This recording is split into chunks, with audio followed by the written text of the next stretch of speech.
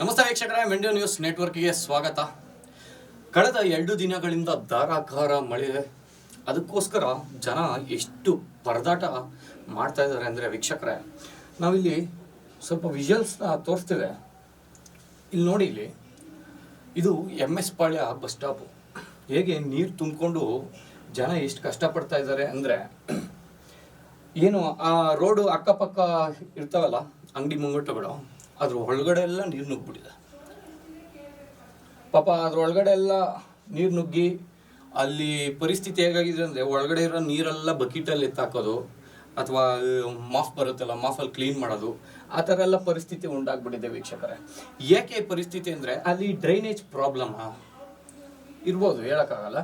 ಯಾಕೆ ಈ BBMP ಅವ್ರು ಆಗ್ಬೋದು, ಅದ್ರ ಬಗ್ಗೆ ಯಾಕೆ ಕ್ರಮ ತಗೋತಾ ಇಲ್ಲ?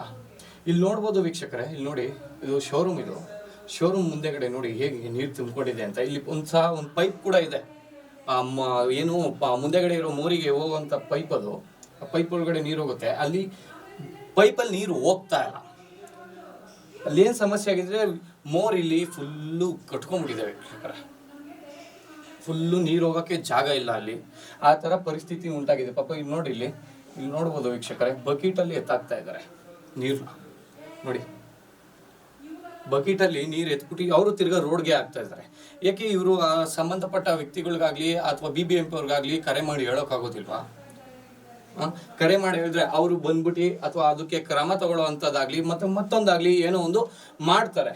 ಇವರು ಅದೆಲ್ಲ ಏನು ಮಾಡೋದೇ ಇಲ್ಲ ವೀಕ್ಷಕರೇ. ಏನು ಬಿಡು, ನಮ್ಮ ಮನೆ ಪರಿಸ್ಥಿತಿ ನಮ್ಮ ಮುಂದೆ ಆಗಿದೆ, ಎತ್ಬಿಟ್ಟು ಈಚೆ ಹಾಕೋಣ. ಎಷ್ಟು ದಿನ ಅಂತ ಮಾಡ್ತೀರ ಹಿಂಗೆ? ನೀವು ಬದಲಾಗಬೇಕು, ಜನ ಬದಲಾಗಬೇಕು. ಎಷ್ಟು ದಿನ ಅಂತ ಹಿಂಗೆ ಮಾಡ್ತೀರಾ? ಮಳೆ ಬಂದಾಗೆಲ್ಲ ಬಕೆಟಲ್ಲಿ ತಾಕ್ತಾನೆ ಇರ್ತೀರಾ? ಅದು ಎಲ್ಗಾಗ್ತೀರಾ? ತಿರ್ಗಾ ರೋಡ್ಗೆ ಹೋಗುತ್ತೆ, ಅದು ತಿರ್ಗಾ ನಿಮ್ಮ ಅಂಗಡಿ ಮುಂದಕ್ಕೆ ಬರುತ್ತೆ. ಇನ್ನೊಂದು ನೋಡಿ ವೀಕ್ಷಕರೇ, ಇದು ನೋಡಿ, ಇದು ಇನ್ನೊಂದು ಕ್ಲಿಪ್ಪಿಂಗ್ಸು. ಇದು ಬೆಂಗಳೂರು ಗ್ರಾಮಾಂತರ ಅಂದರೆ ಬೆಂಗಳೂರಿಂದ ತುಮಕೂರ್ಗೆ ಹೋಗೋ ರೋಡಲ್ಲಿ ಸರ್ವಿಸ್ ರೋಡು ವೀಕ್ಷಕರೇ. ಇದು ಮೇಲ್ಗಡೆ ಫ್ಲೈಓವರ್ ತುಮಕೂರು ರೋಡ್, ಅದು ಹೈವೇ. ಇದು ಸರ್ವಿಸ್ ರೋಡು ವೀಕ್ಷಕರೇ. ಇದು ನೆನಮಂಗಲ ಹತ್ರ ಇರೋ ಅಡಕಮಾರ್ನಹಳ್ಳಿ ಅಂಡರ್ ಪಾಸ್ ಅಲ್ಲಿ ಇರುವಂತ ವಿಜುವಲ್ಸ್ ವೀಕ್ಷಕರೇ. ಇದು ನೋಡಿ, ಎಲ್ಲಿ ಎಷ್ಟು ಇದೆ ನೀರು ಅಂದರೆ, ಇಲ್ಲಿ ಮಂಡಿ ಹತ್ರ ಬರುತ್ತೆ ವೀಕ್ಷಕರೇ, ಅಷ್ಟು ನೀರು ತುಂಬೋಗಿದೆ.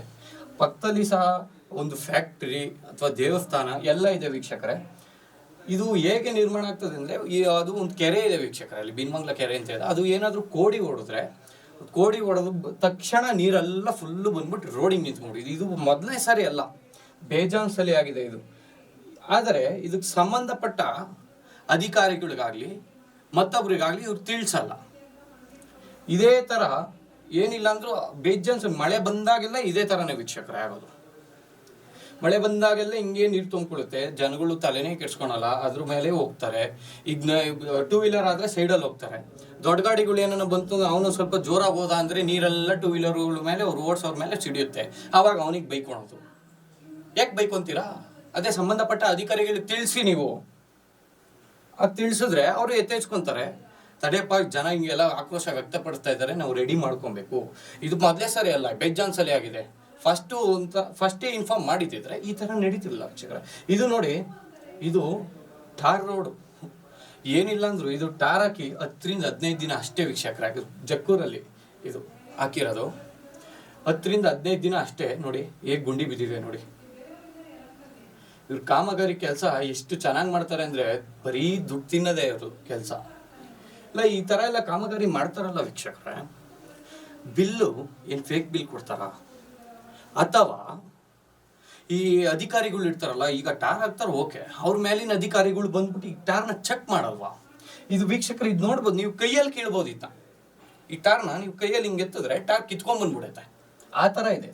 ಇವಾಗ ಈ ಥರ ಆಗಿದೆ ನೋಡಿ. ಇದು ಎಷ್ಟು ದೊಡ್ಡ ಗುಂಡಿ ಇದೆ ವೀಕ್ಷಕರೇ. ಇದು ನೋಡಿ, ಈ ಥರ ದೊಡ್ಡ ಗುಂಡಿ ಇದೆ. ಮಳೆಗಾಲ ನೀರು ತುಂಬೋಯ್ತು, ಆ ಗುಂಡಿಗೆ ನೀರು ತುಂಬೋಯ್ತು. 2 ವೀಲರ್ ಒಬ್ಬ ಬತ್ತಾನೀಗ ಬಂದು ಆ ಗುಂಡಿಗೆ ಏನಾದರೂ 2 ವೀಲರ್ ಹೋಯ್ತು ಅಂದರೆ ಅಕಸ್ಮಾತ್ ಹೆಚ್ಚು ಕಮ್ಮಿ ಆಯಿತು, ಬರೋರಿಗೆ ಹೆಚ್ಚು ಕಮ್ಮಿ ಆಯಿತು ವೀಕ್ಷಕರೇ.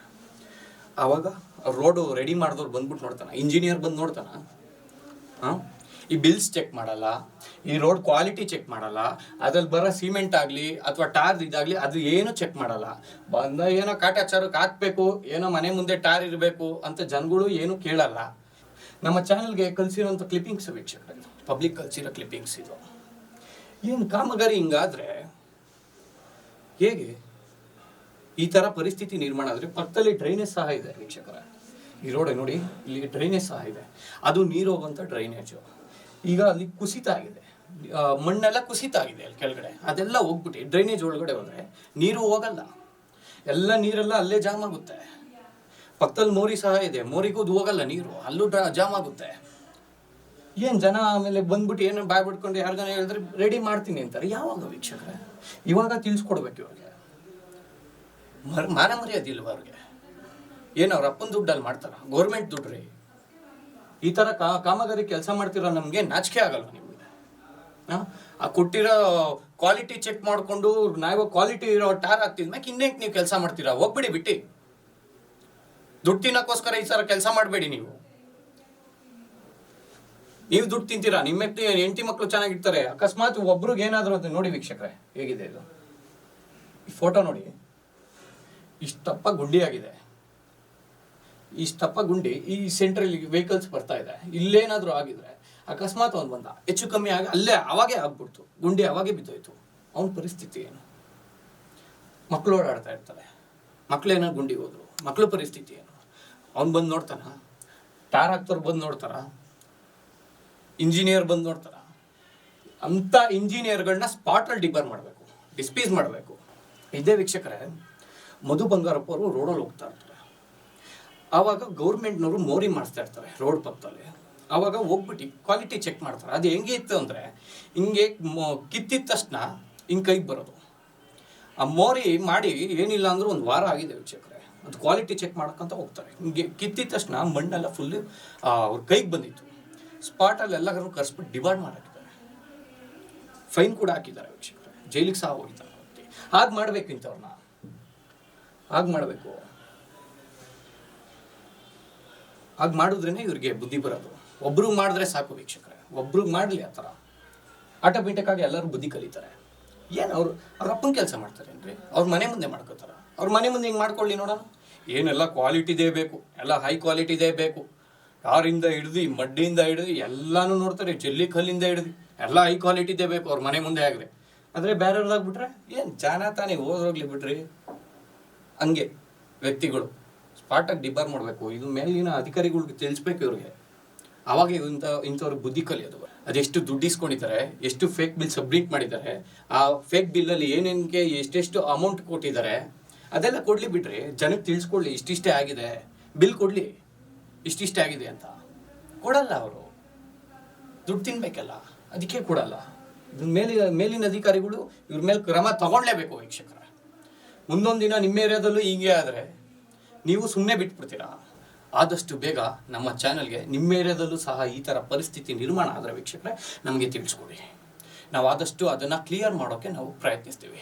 ಇದಾಗಿತ್ತು ಈ ಕ್ಷಣದ ವಿಶೇಷ ವಾಸ್ತವದ ಸುದ್ದಿಗೆ ನೋಡ್ತಾ ಇರಿ ಮೆಂಡು ನ್ಯೂಸ್ ನೆಟ್ವರ್ಕ್. ಮೆಂಡು ನ್ಯೂಸ್ ನೆಟ್ವರ್ಕ್, ಸತ್ಯದ ಕನ್ನಡಿ.